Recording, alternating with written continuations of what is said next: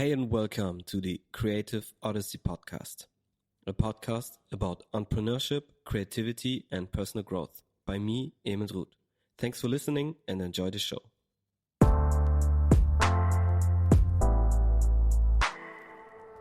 So I'm here with Laksh Raghavan, and Laksh, how are you? Emil, first up, thank you for having me on. I'm doing great and happy to be part of the podcast. Yeah, thank you for taking the time. And why don't you just start and introduce yourself? Sure. I'm Laksh Raghavan.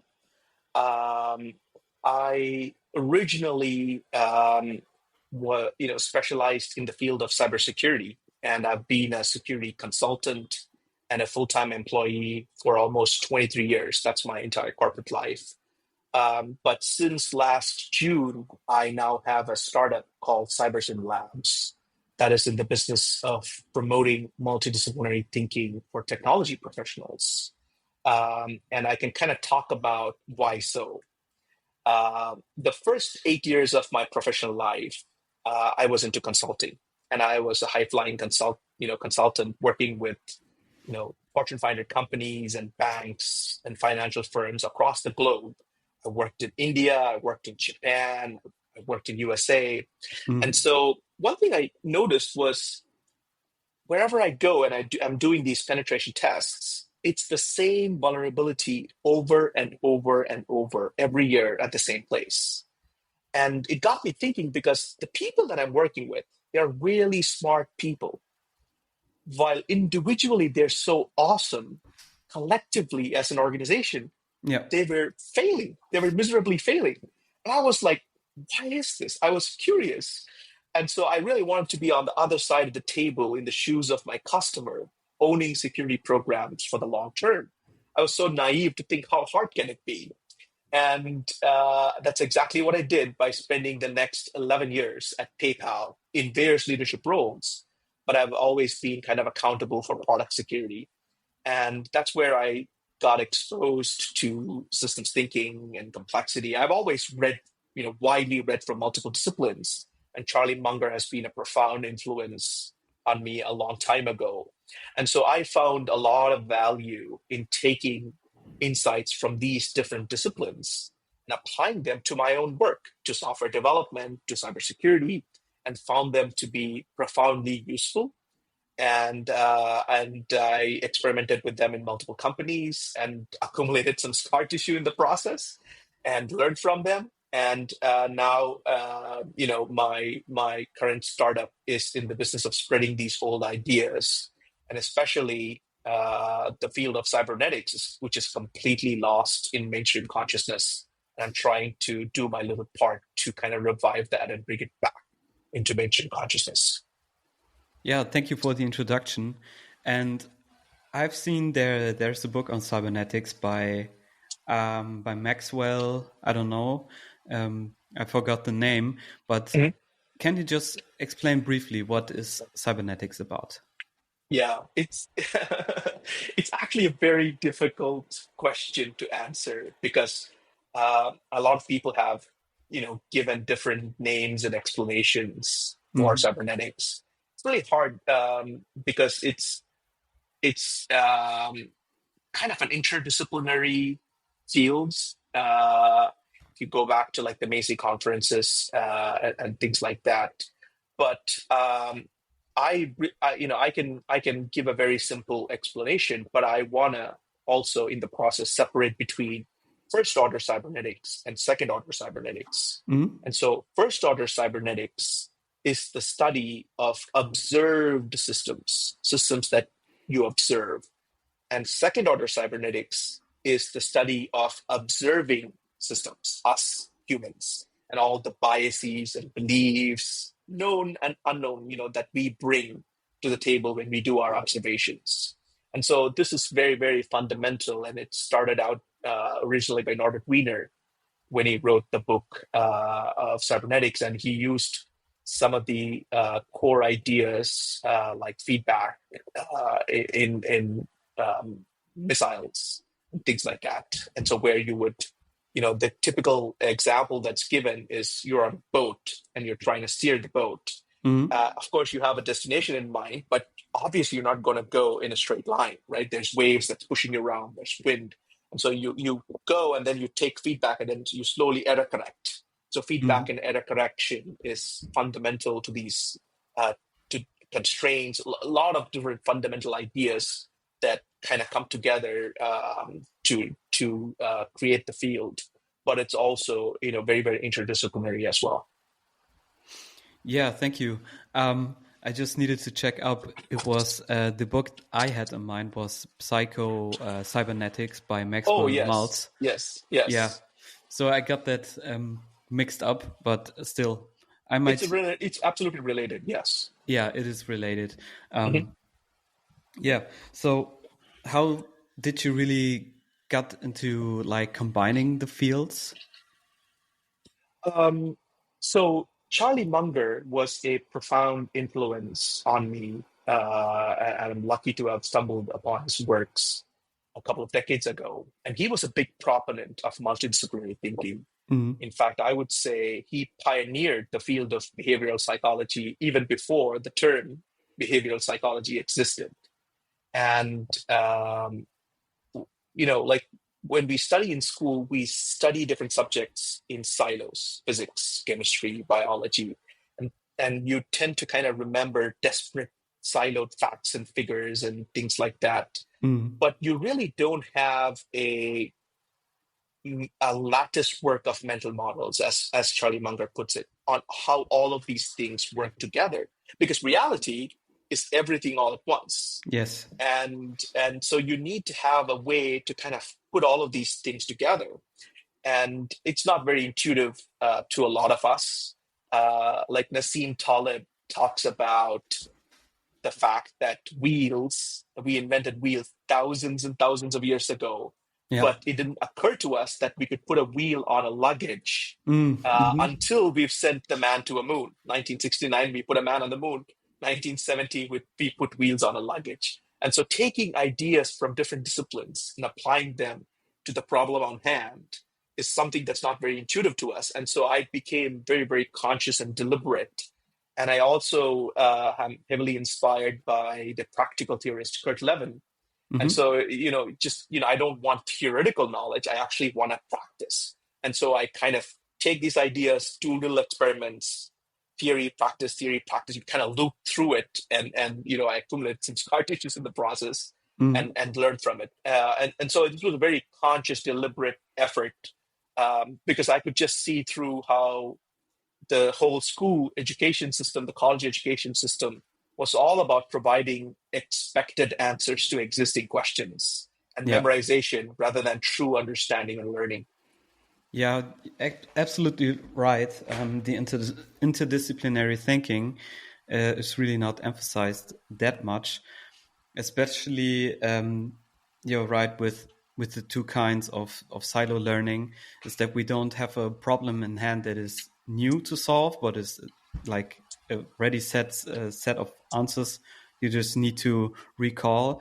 Yes. And it's funny to me because it should be common sense that the brain is not like a memory battery, like the internal RAM of something. It's more it's more like the RAM than it is like the CPU, like the storage in our brains.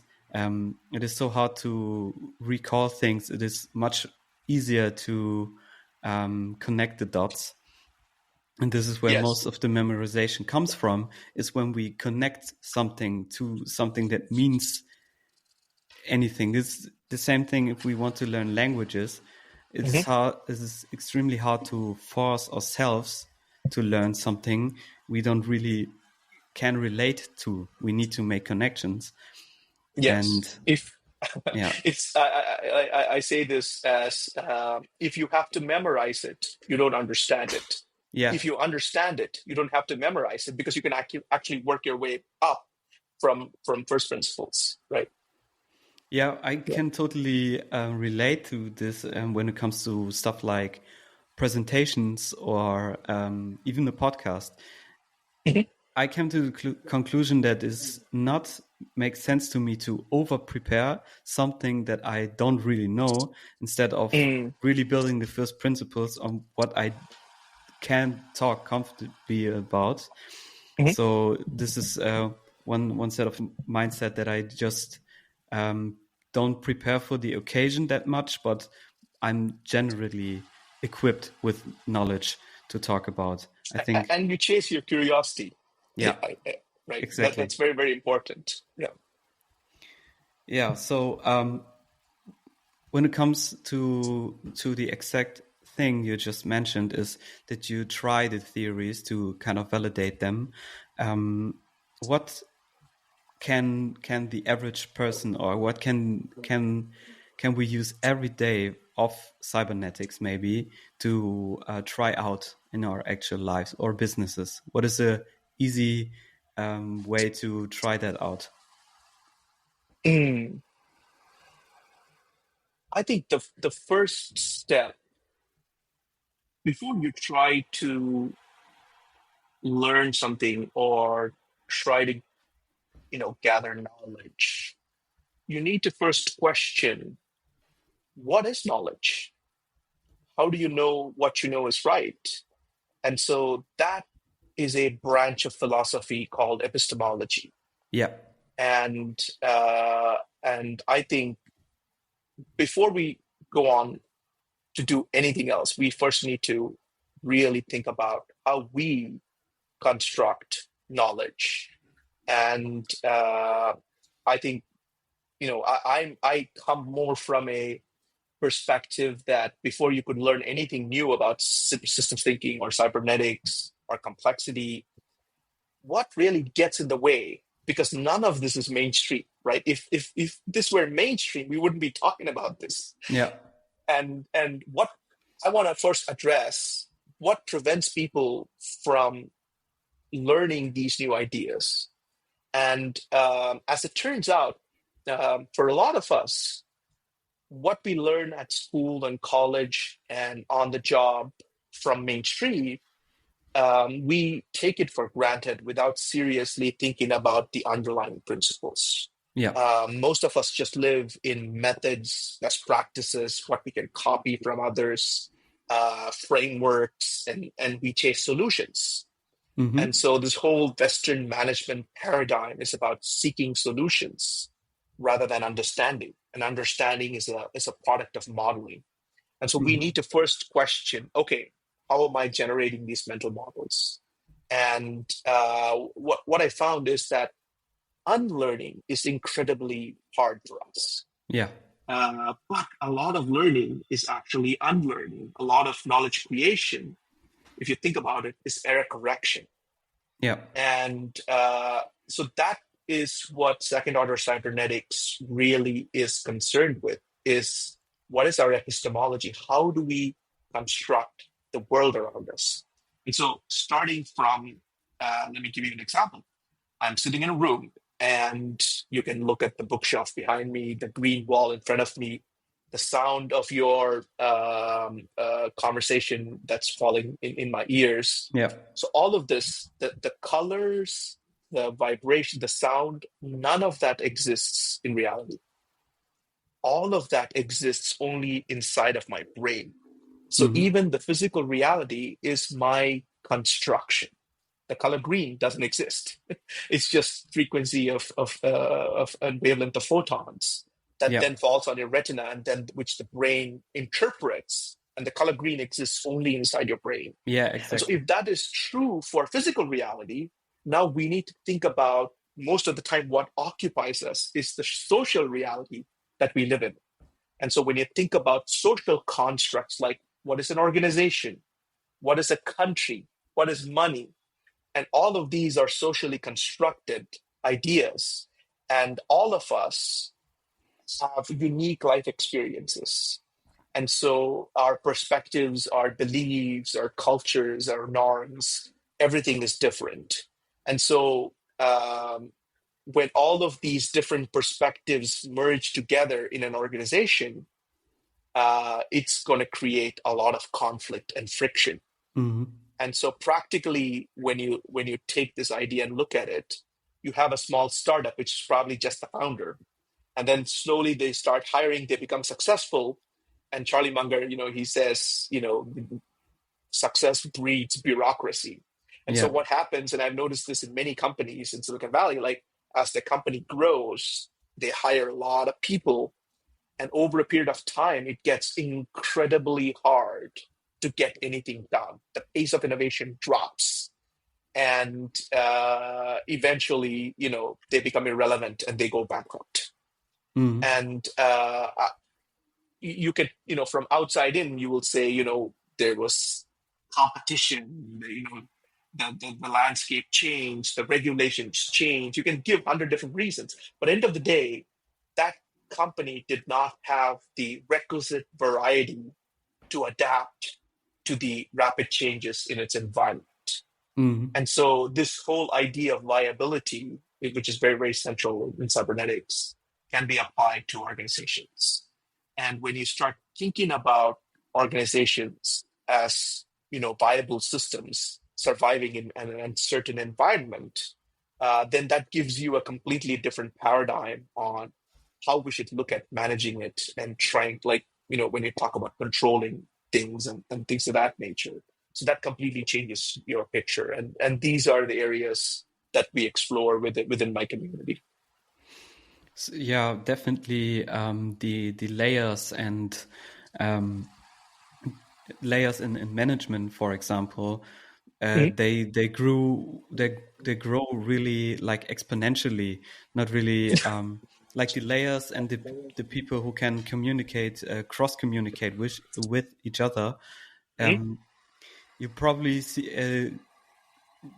know this graph where there's like a triangle of people talking to another, and the more dots you add, you have like a really thick web of people and information, and this is not to be seen like linear. The information flow is not only in this direction, but can be top down or whatever. But there's definitely different layers when it comes to management areas, and I've seen this in the book by Tony Fadell, Build. You probably know him. He's one of the product managers, if I'm right. At Apple? At Apple, who built the iPod, and he kind of portrayed how to manage this growth. And I really like the idea that he really sees the organization or company is some kind of organization as vastly different when it comes to the size, not lesser than the ideas or what they are producing, is really the amount of people who are in the company. Yes. Very interesting. Yeah, like most organizations, the leaders at the top have no clue what happens on the ground. Yeah. Right. The walking the Gemba never happens in reality. And all their feedback loops are 1 quarter old. All they do is quarterly business review, sitting in a boardroom for a presentation that was prepared by so many people. And so all they know is an abstraction of an abstraction of an abstraction of an abstraction of what actually goes on the ground. Like there's a saying in military circles that once you become a 1-star general, you'll never have a bad meal and you'll never hear the truth. And so this happens in many, many, many Silicon Valley companies. And so it's kind of ironic. Like I actually talked to a lot of founders, and some of them are actually, a lot of them have been corporate employees like myself in the past. Yeah. And so when I asked them, hey, why did you jump into entrepreneurship? The answer that they give is, hey, look, I came up with a good idea. I thought that was worth trying, but the bureaucracy crushed it. I didn't get funding. My VP didn't allow it. I couldn't take it to production. A great example of this is Zoom app. It's a video conferencing app. It was born as an idea within Cisco, and it never went anywhere. And so he quit. The founder quit, and the rest is history. Yeah. And so, but what happens is, here's the irony and the dark truth. Even, most startups fail. even the small percentage of startups that succeed end up growing, and they create the same bureaucracy that they ran away from. Yeah. As Ernest Cline wrote, either you die a hero or live long enough to become the villain. Yeah. Right? Yeah. I think that that's such a sorry state of affairs. There should be better ways of creating on new startups rather than just frustrating and pushing your best people out. Yeah. And I think now with all the technological innovations happening within AI, of course, we're in the very early stages. I think now is the time for many small companies where people can tap dance to work. It's much more human-centric, where people can do a lot of gratifying work.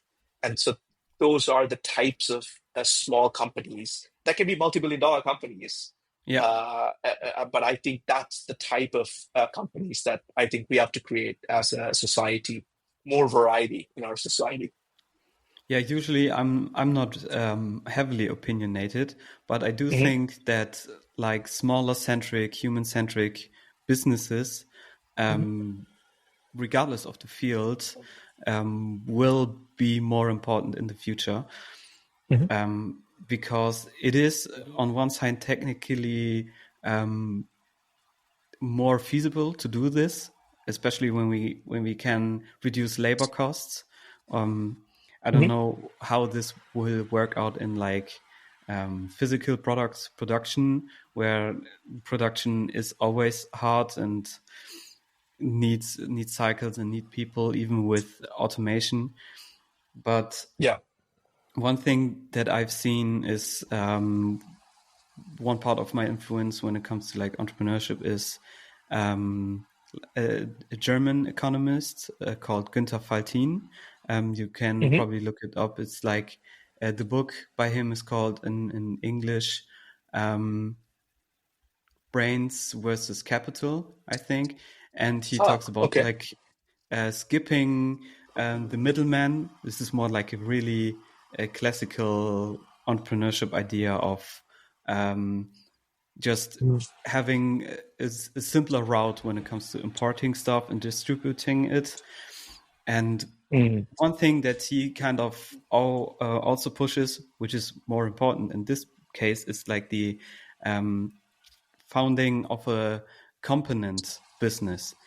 This means you focus on one thing where you're good at, and just is kind of founding just a part of a company, and you have other people focusing on their part. So you have like multiple components that each create their value and their expertise and their self-fulfilling work. And if they work together, they have a thriving business. And this sometimes did turn out pretty well. Yeah. Interesting. I haven't read the book, and I'm curious to go study it now that you mention it. Because one of the concerns that I typically have is if this is a story that happened in the U.S. Yeah. After the space race. A lot of young people were inspired to go work for organizations like NASA and Boeing. And what ended up happening at Boeing was, there'd be people working there for several years. And if you ask them, hey, what did you work on? They would say, hey, look, I worked on this one valve, and their entire work is all about, starting out competitive bids to multiple vendors for that valve, and then picking the vendor, going through the negotiation contract, and then, getting the vendor to build it to spec. And that's all they would do.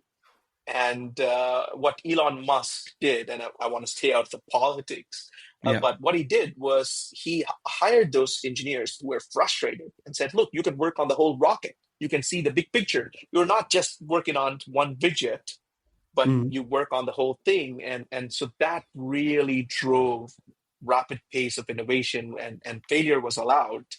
And it was his own money. And so if you convinced him of this is the right solution, this is the way you do it, then you don't have to go and create a new PowerPoint presentation for a CFO.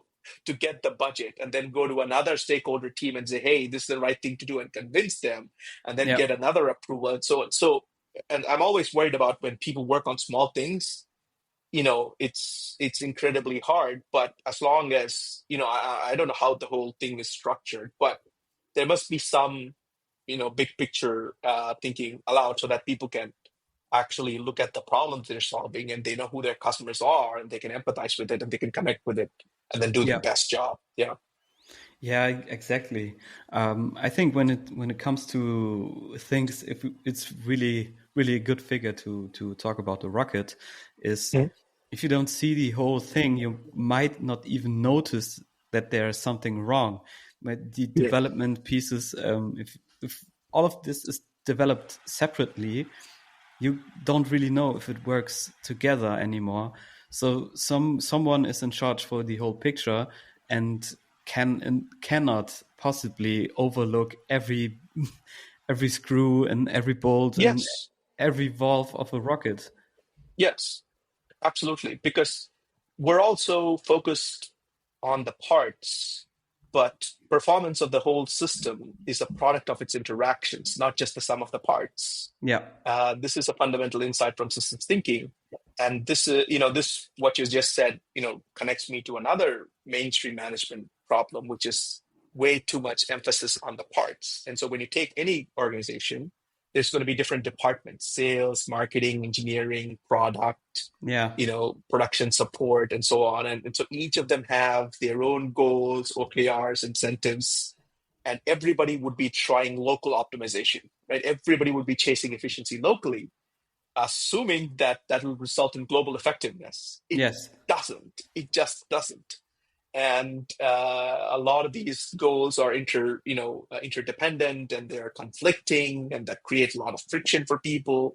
And so the whole system, actually, there's a lot of entropy, a lot of wasted energy, lack of innovation, and people are not gratified. And so this focus on the parts and trying to improve the parts is a very bad idea. How can we make sure to not focus on the parts that much? I think this is an insight that founders need to understand from the get-go. And many times once they grow a little bit, they are funded by VCs, let's say, and the VCs would want to install, hey, let's bring in a grown-up manager, executive. And they're going to bring their thinking of, okay, in my last company, how did we do this? Okay, sales, I need to bring, marketing. And they try to do it the mainstream way. And so founders, if you want to really nip it in the bud, founders have to think for themselves. And they have to do it, even by experimenting, even if they make mistakes. I would say just reject the mainstream, don't fall for mainstream BS, and try to think through and experiment and see what happens. Because no advice is universal. Because they all lack context, and your context is unique to you. You understand it better, your product, your customers, your company. And so I would say try to understand, learn broadly from other disciplines, and especially systems thinking gives you a different way to look at the world. And when you take all of those principles and learn them and practice them, more importantly, the experiential knowledge is very, very important, and practice them and learn from them. That's the only way. I don't think there's a step 1, step 2, step 3, and then boom, you are a system thinker. It just doesn't happen. Yeah. So it's more of a mindset than it is like a checklist. You cannot, if you were to make a specific step-by-step plan on systems thinking, I guess then you're doing something wrong. And yes, that's not systems thinking. It's about changing the way you think, not just what you think, but how you think. And how you look at the world. Like, what models do you have of the world? When I say the world here, in this case, organization, and how you look at organization. Do you look at it as a mechanistic system that you can control and engineer, or is it a socio-technical system where there are purposeful humans working and interacting? What's the patterns of interactions between them? And so that is not something you go in and control and engineer. It takes a completely different approach. Yeah, there's actually two routes, two thoughts simultaneously in my head. One thing is the experiments, but that it's something I will hold on for just a second. And the other thing is, you're right, about the organization. Funnily or coincidentally, I just recently rewrote an article about comparing or if to see if an organization is more like a machinery, in Germany we have a saying like a good oiled machinery with just everything works and every part works together, or if we would rather see an organization like a city structure where there is structured and unstructured parts. We have the human parts, we have places where it's more freedom and places that are more structured, like maybe the metro system or something like that. And comparing this, is the machinery really the best way of thinking about an organization, or would you rather agree that an organization is more like a city? Yes. Well, the minute you bring humans into the picture, that creates the element of complexity and surprise, because in a machine, the way one part works with another part is deterministic. But when two humans work together, it's nothing like deterministic, right? You can write an organizational policy that, thou shall do blah, and everybody is not going to follow that exactly to the T. And many times, a centrally written policy would completely ignore or be oblivious of the nuance on the ground. And the people who are trying to do the right thing, they cannot do the right thing to the customer. And it creates kind of the perfect unaccountability machine. A great example is, like, for example, in the US, many carriers, airplanes, they overbook, assuming that there's always people, who cancel at the last minute. And then when you get overbooked and you're at the gate, and the gate agent is going to say, sorry, we have to bump you to another flight. Yeah. And of course, there'll be people that they're frustrated, and they'll, scream at the attendant. But what is the attendant going to do? They're going to say, look, it's the computers, the system, the policy. I can't do anything. Like, you can't blame nobody. You can blame nobody. And so they create this perfect unaccountability machine, because they think the organization is, deterministic, and they can write things down, and it's going to follow exactly. Everybody's going to follow the same thing exactly, and it's just very naive to think like that. Yeah. So one thing is they do think about people who are just not showing up for a flight. It's like they're calculating the human misbehavior, if you want to call it like that. We would expect that everyone who books a flight, each person gets one seat, and everyone gets onto the flight. And if anyone misses, the seat is empty. But they overbook to kind of rearrange the people who just don't show up or miss the flight or whatever. But you're right. And on the other hand, they overemphasize like the not accountability and just blaming it on something they can change. I mean, like the organization is too big to complain. And I noticed this when it comes to like the infamous Deutsche Bahn or train system here in Germany. It doesn't make sense to complain. Nothing happens. You can write a written complaint, but it's more like a metaphor for relieving your frustration. But it's like we cannot do anything. It just ends up nowhere. And I think the bigger the organization, the bigger the chance of hiding behind the system gets. Yeah. I think, by the way, that phrase "unaccountability machine" is not mine. It's the name of Dan Davies' new book. It's called The Unaccountability Machine, and it's actually about cybernetics. And he's also trying to bring cybernetics into mainstream consciousness. Yeah, I need to check that out. It's not that my Yeah, reading list is not extremely long. It's it's a good book. Yeah. yeah, I should check it out. Yeah, so cybernetics is one thing. Do you know something about Psycho-Cybernetics? I haven't read the book. I, you know, I kind of looked through it a long time ago, Yeah. and it, it's more about how, it goes back to how we construct our reality, and how you can kind of like self-hypnosis type of things. Mhm. It really, for some people, it's woo-woo territory. It's like, Yeah, a bit. but for some people, they have found it very effective to kind of understand the principles. But the thing is, the most important part of reading any book is the thinking that follows.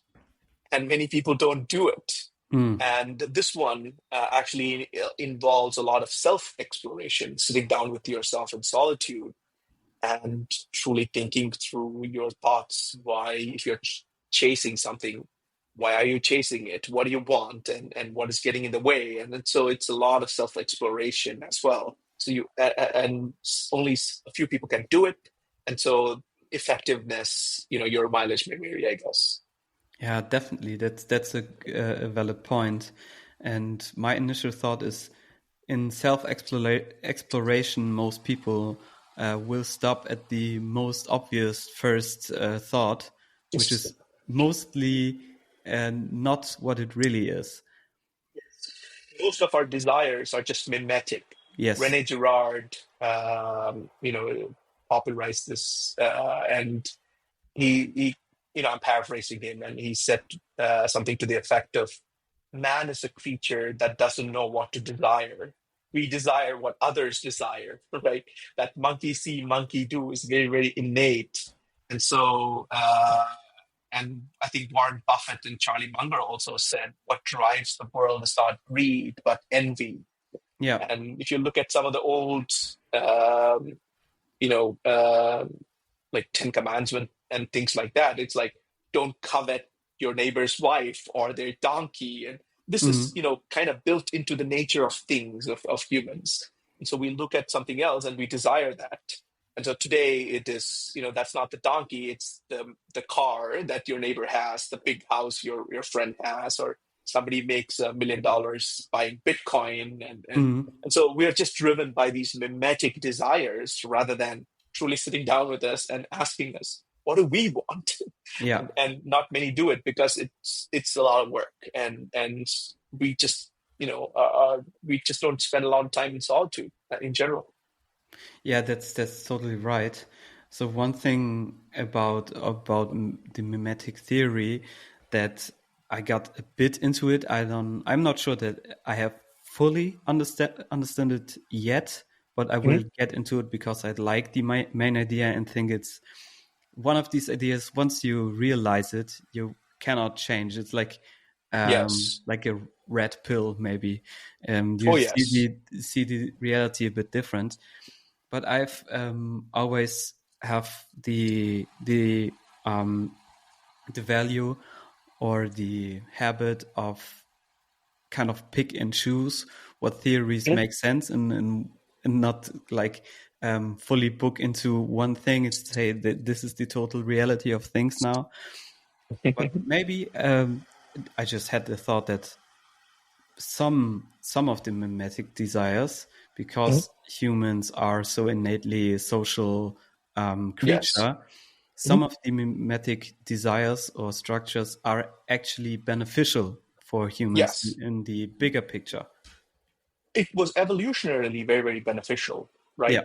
When let's say you get lost on a island and there are 2 lakes and all the animals go and drink water from only one lake. You're better off going and drinking from that lake rather than trying the other one.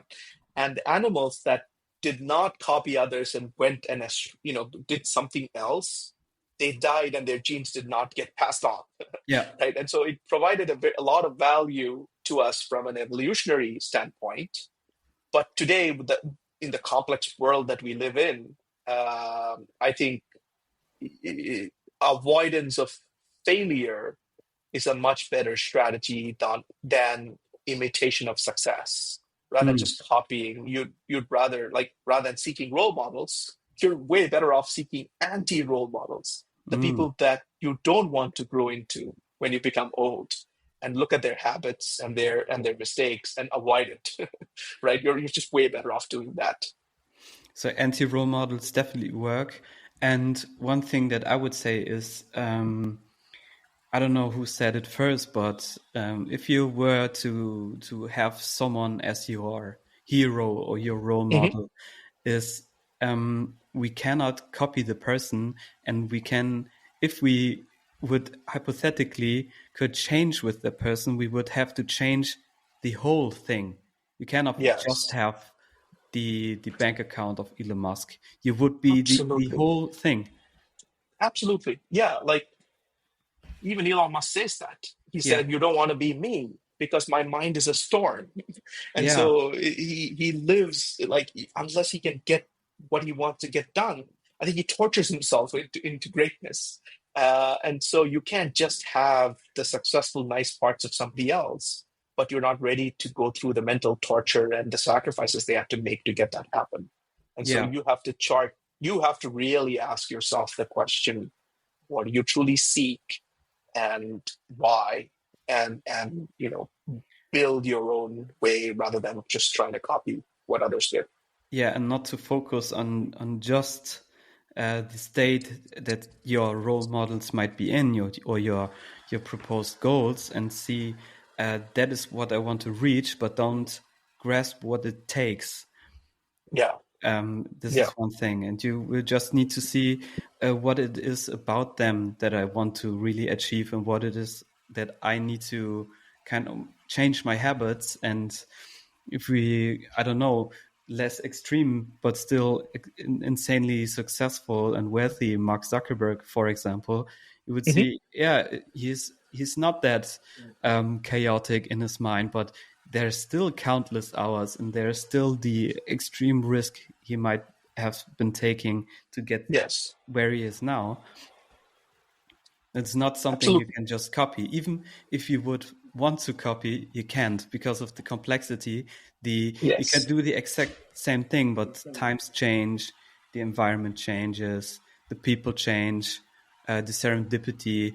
I've recently read a summary of like the Bill Gates biography, and it's like the access that he had in one of the first schools, and like a random, more like a random school, that he had access to a computer. This is super low chance something like this happens, and that he and two other guys he grew up with were also into it and kind of firing his desire. Well, like Mimetic, we want to build something big, and if we have other people, you push yourself into this, and this is like super low chance and super high like serendipity, maybe.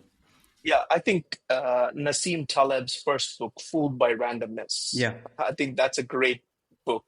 I worked with a lot of executives across the globe, and many of them, one of the, like, what prevents them from learning is their own ego, that they think that they are, they're very successful in their minds because they've made millions of dollars, they have a mansion, they have they have multiple cars, and they're successful, and they think they got there because of their knowledge, perseverance, grit, and skill and talent, and they tell these stories completely ignoring that we're all fooled by randomness. Life is path dependent. There's always a chance of luck, and we ignore all of that, and we give a lot of credit to ourselves. But once you understand the role randomness plays in our lives, even if we are successful, then you kind of become humble, and you understand, okay, I've been incredibly lucky to get to where I am, and that in turn increases your gratification and your gratitude, that and overall happiness in life, and if you don't get that, then you just keep chasing more and more mimetic desires and money, and live a very unfulfilled life, not just for you, but for your family, for your loved ones that you truly care, that you're not able to spend time with them, right? Yeah, because the time and the intention is really the most scarce resource that we have. Oh, yes. Yeah. Absolutely. Absolutely.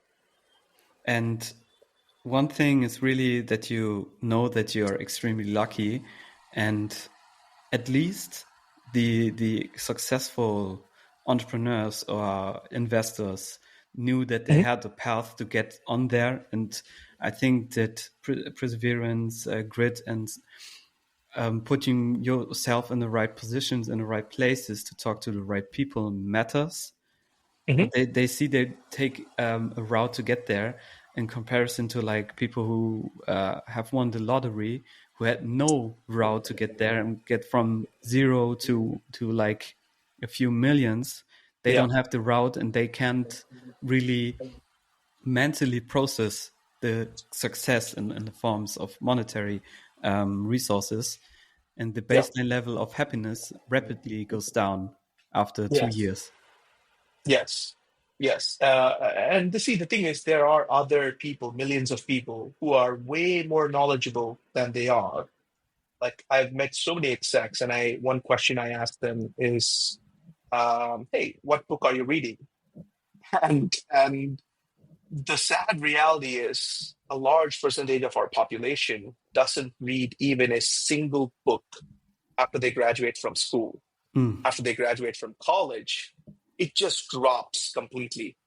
And so most people think education is something that they can finish, right? Yeah. Rather than, learning is something that is a lifelong process, and you have to continue to learn. And so they don't learn anything new, and yet they are successful. That's one angle. So which means there are people who are much more knowledgeable and well-read than them, who have, persevered, who have did a lot of hard work, who are much more skilled than them, say in programming or whatever.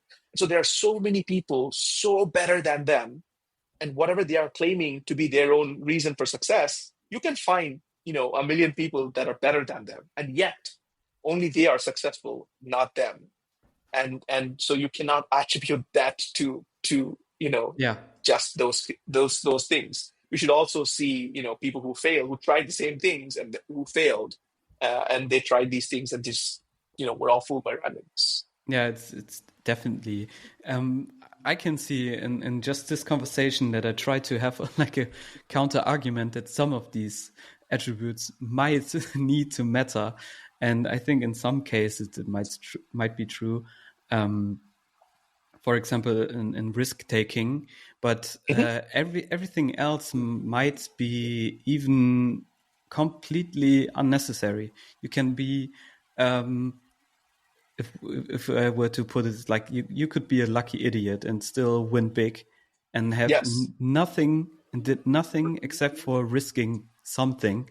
In some case, even it might be a lottery ticket, which is essentially risk taking, even if it's not like a different lever.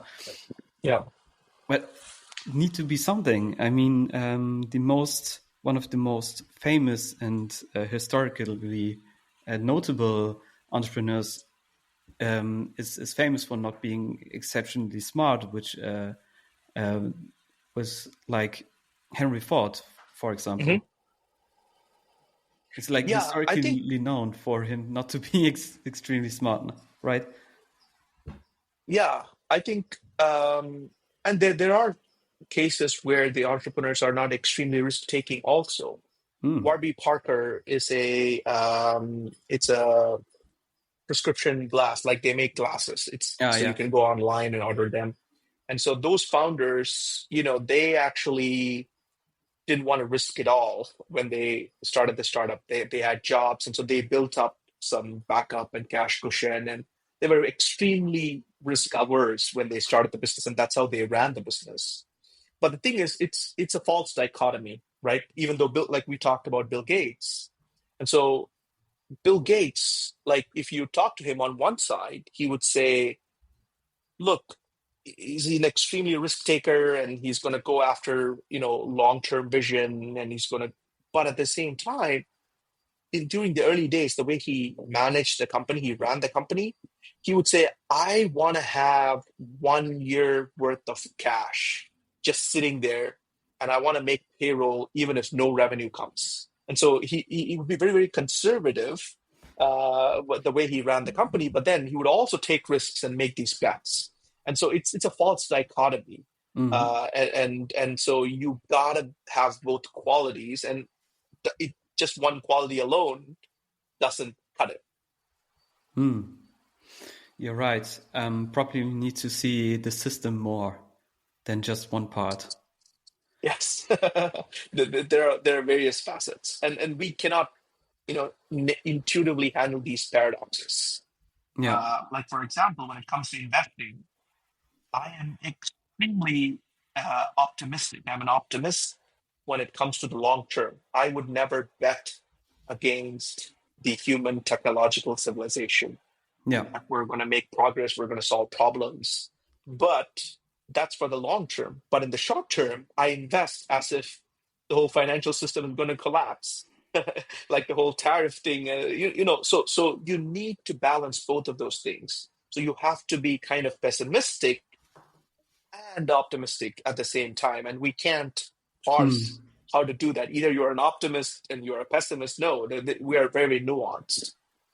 Yeah, all of this is also relatively new. It's something that I've kind of heard in the conversation from Modern Wisdom podcast from Chris Williamson with Naval.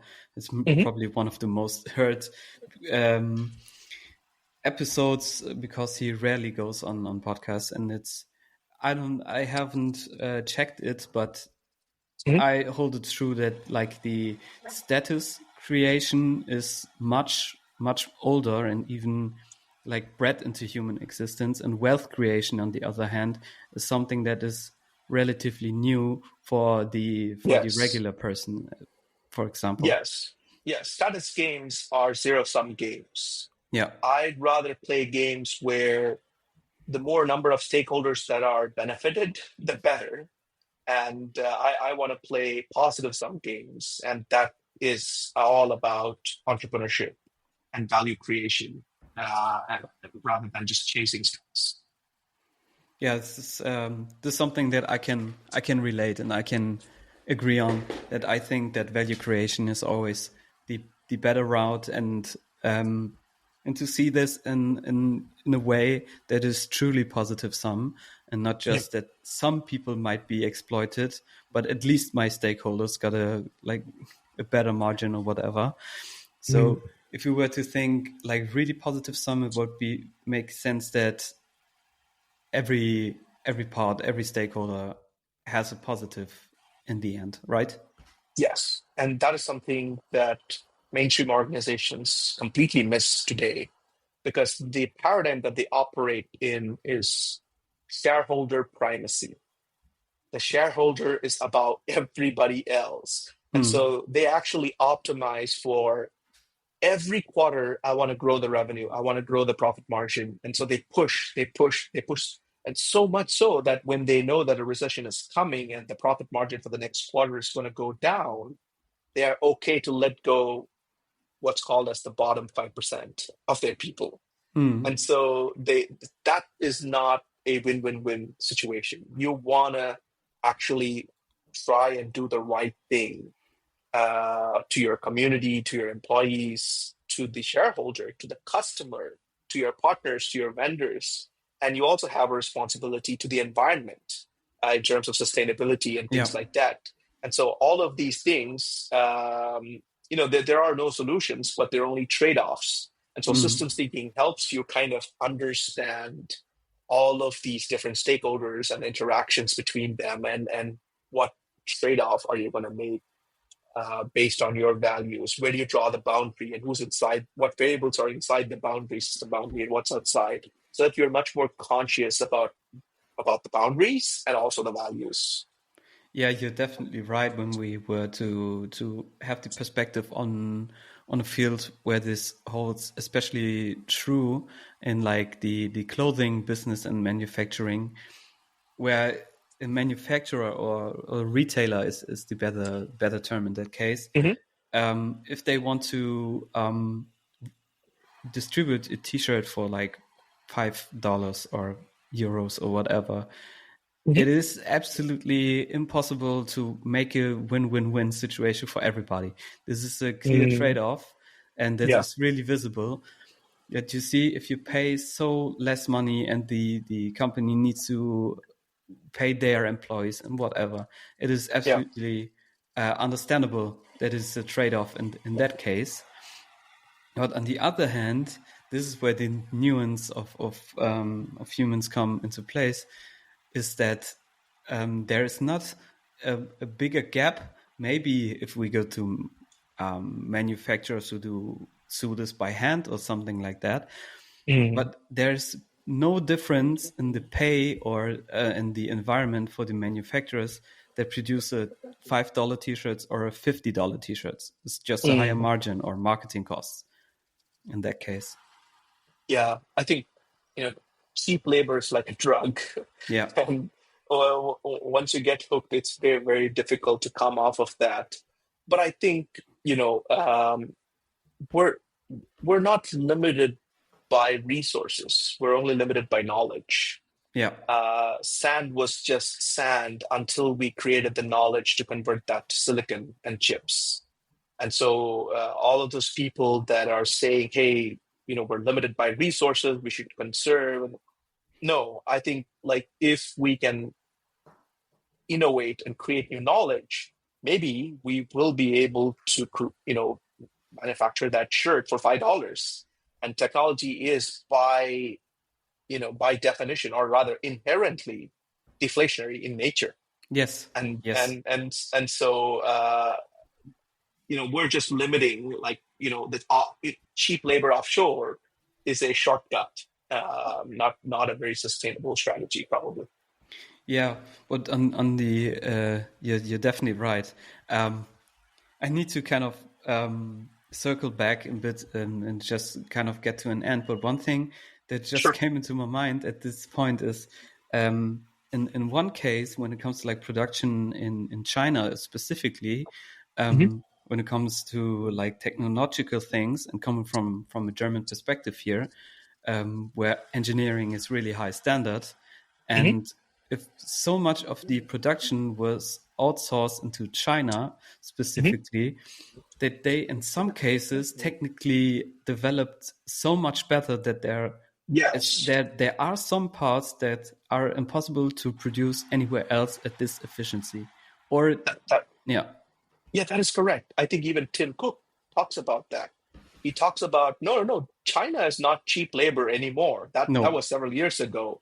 And when you want experts when it comes to materials and machining and manufacturing, you can only probably fill a room here in Cupertino, but you can fill football fields in China. Yeah. And so that vocational training and skill, it kind of naturally develops where that work goes. And the long-term implications, I think there is a price to pay, because it's also brain. You're right.